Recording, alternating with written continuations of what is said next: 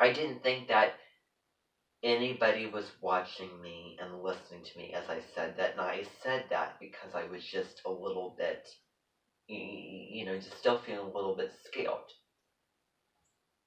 I didn't like plot out in my head, ooh, let's see what kind of dig I can get into this. No.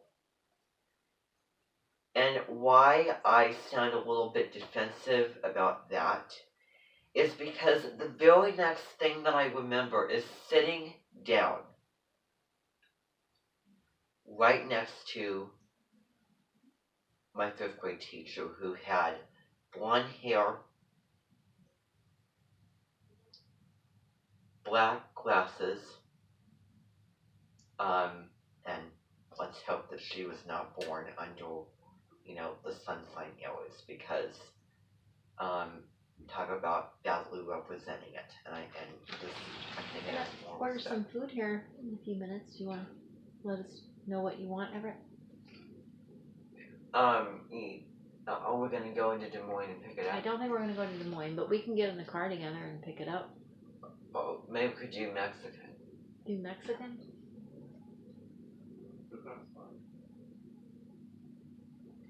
Okay, I don't know. Well, why don't you come on out here? Can you pause it? And we can talk about it?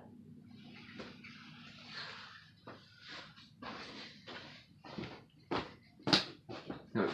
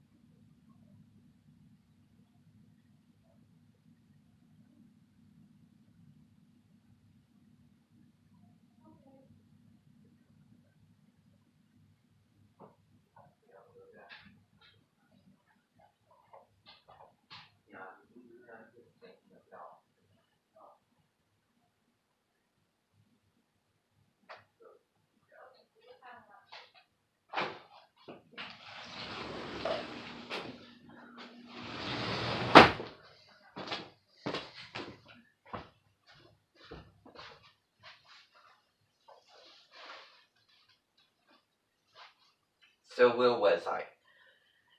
So she was wearing a gray sweatshirt. It probably said something on it with like a football. Well, I don't know. Jeans and blue jeans. That's what she was wearing. And a sweater. And I don't remember if I was chilly that day and it got warmer as the day progressed.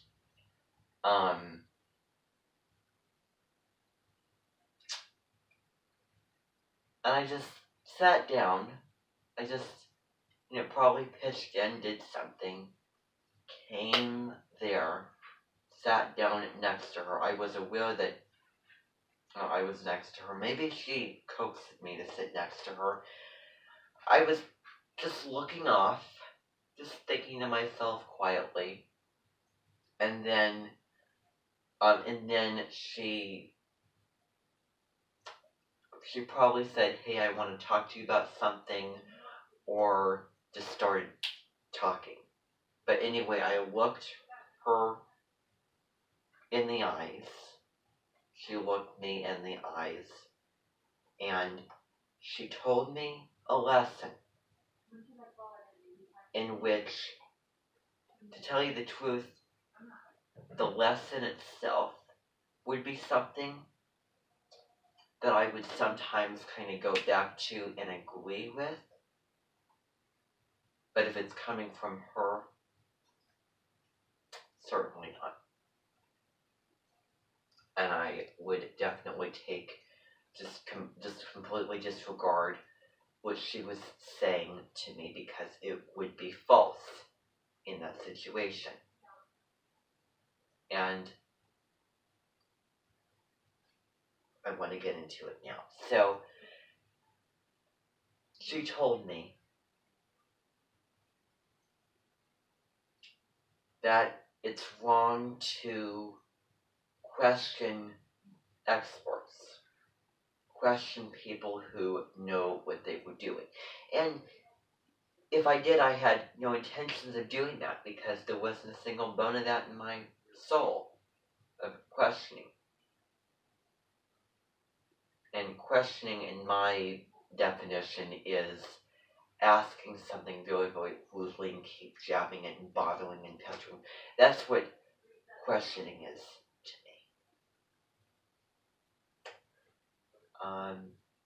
She said something like that. I don't remember what she said, but she said something like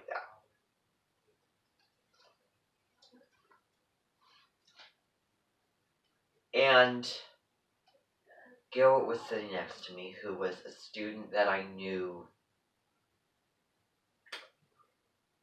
Being together with him for a lot of my days in 5th grade, because we were both special education. We were both with Miss Traver.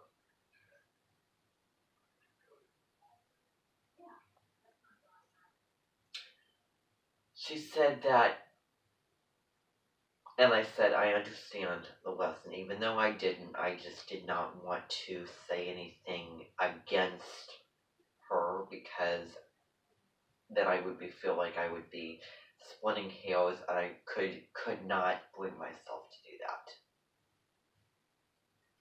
You know, it's like she would probably go off, and she was now she was a force to be reckoned with.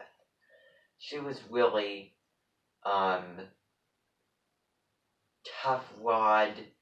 I'm trying to think of the word that Jeanette Walls described her her dad's mother, her grandmother as.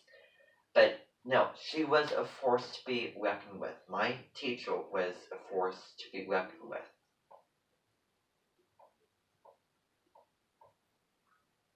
And so then she said that we would have to write 2 things when we got back, when we would get back. One of which was writing an apology to the people at the the Internet Nature Center for really how I acted, how everybody acted. Well, not everybody, but how I acted, and that I'm sorry for what I said, or whatever I did, which I didn't say or do anything wrong or anything mean, but nonetheless. The next thing, the second thing, was writing out a list of steps for building a teepee. Why? Well, I could assume that she just wouldn't think that we gained or, learned too much out of things. People weren't, messing around, and the lady was doing most of all the work and people weren't taking it seriously. I don't know.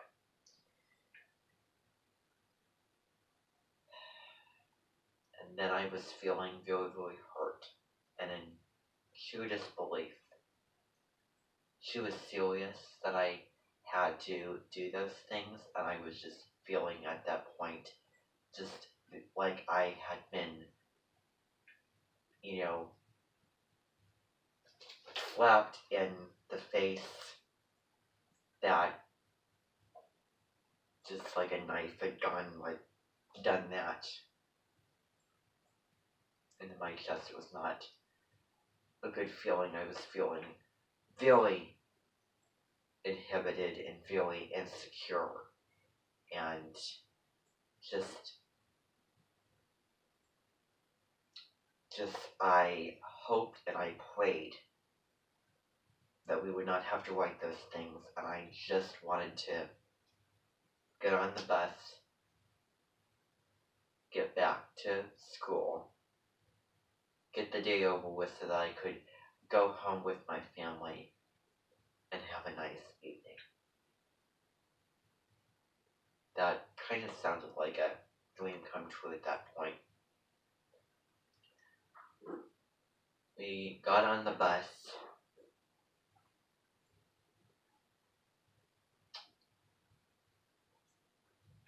I sat on the bus,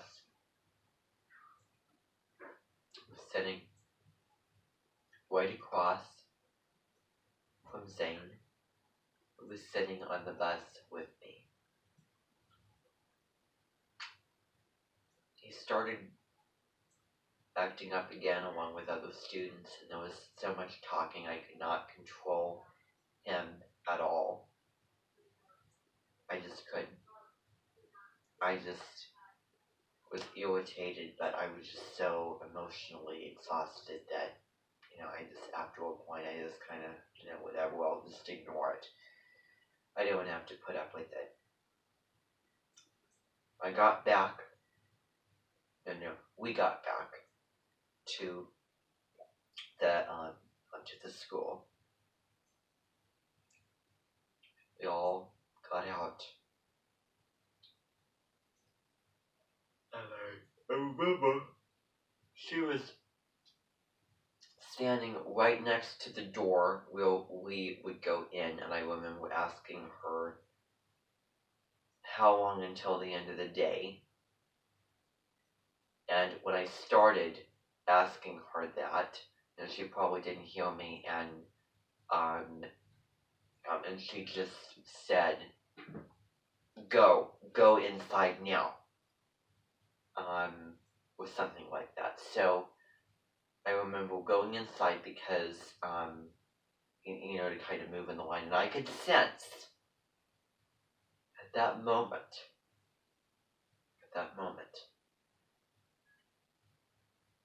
that she was mad.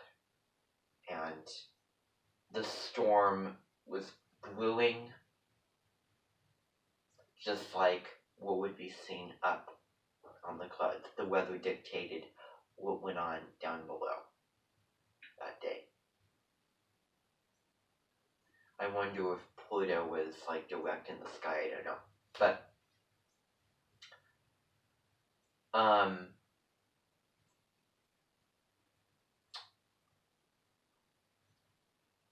I went down the hall to the classroom. I put my bag and my lunchbox away in my locker. And then I went back, sat down at my desk, and then when everybody got in there, she called us all up to the floor, and I sat down on the rug. And she was sitting in her, chair, alongside the lockers, and we all looked up, and she was sitting there giving us a lecture on just how mad and how, disappointed that she was, because she was just appalled, embarrassed, all of those things, and she did not enjoy the day, nor did I, and that really just was the thing that just ruined the experience.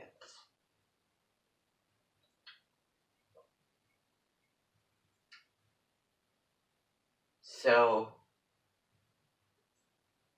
she said that,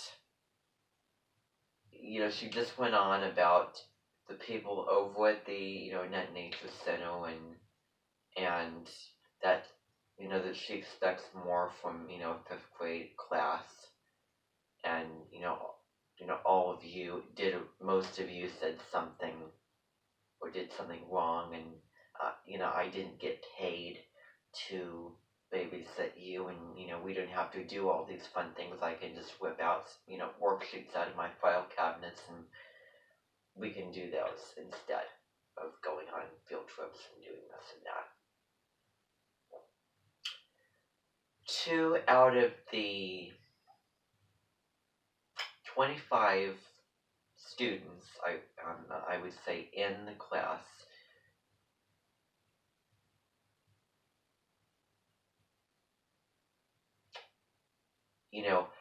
passed her exam of behavior and did not have to,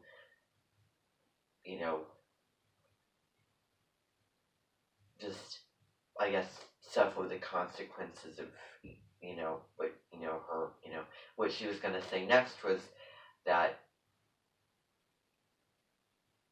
what I want you all to do is write an apology to the people at the Annette Nature Center, and then also a list of steps, like she told me and Garrett. So I got to know prior to that. And as I walked in, I hoped and prayed that we would not have to do that. And we did.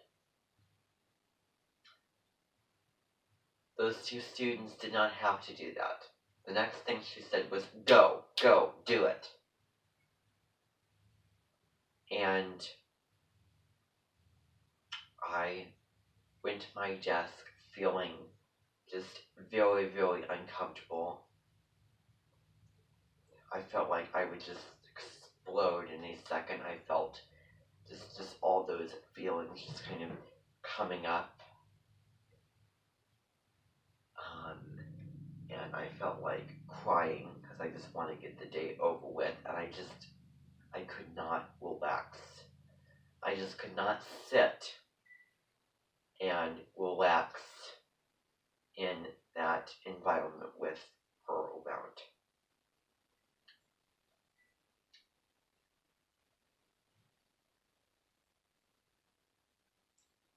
I did what was easiest first. I wrote the steps. I then handed it to her at her desk, and then she said, aren't you going to write the apology letter?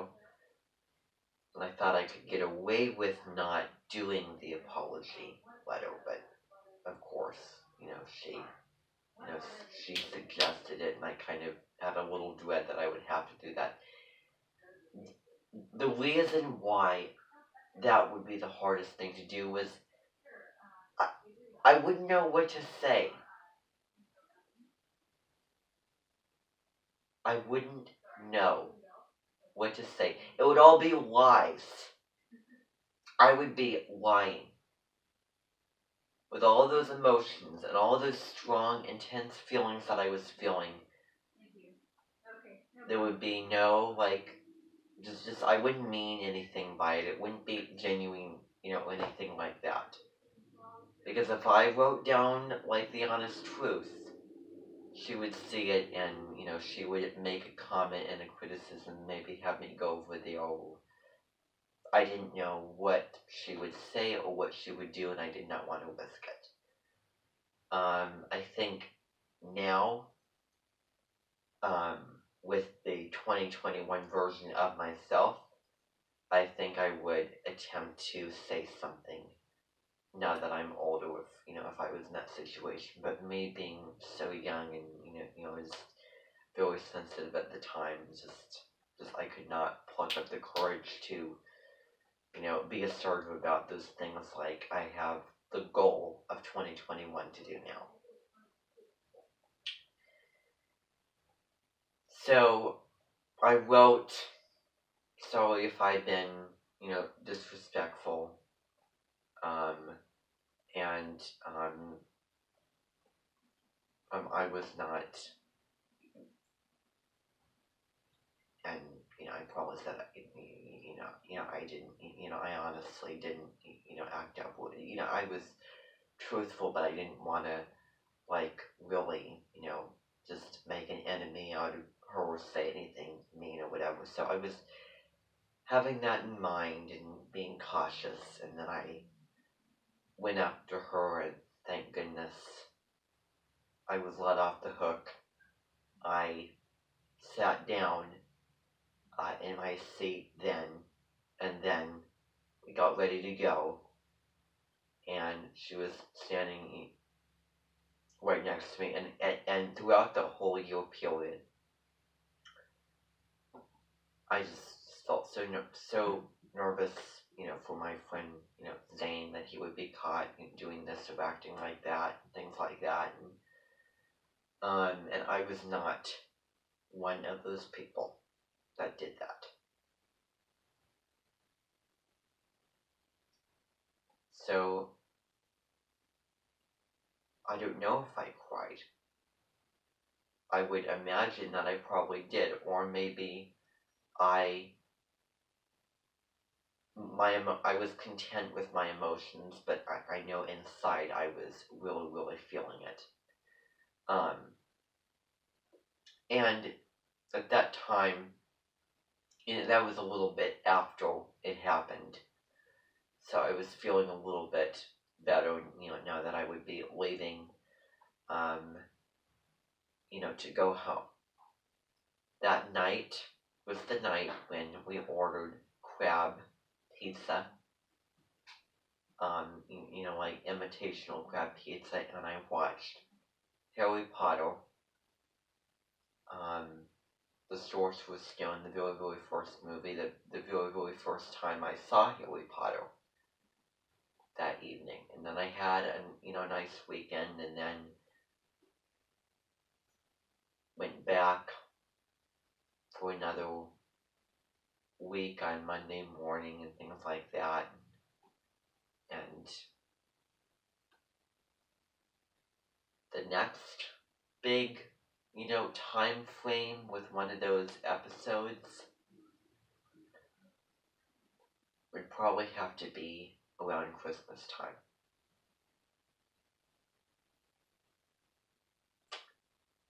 That's all for today, and that's all for now.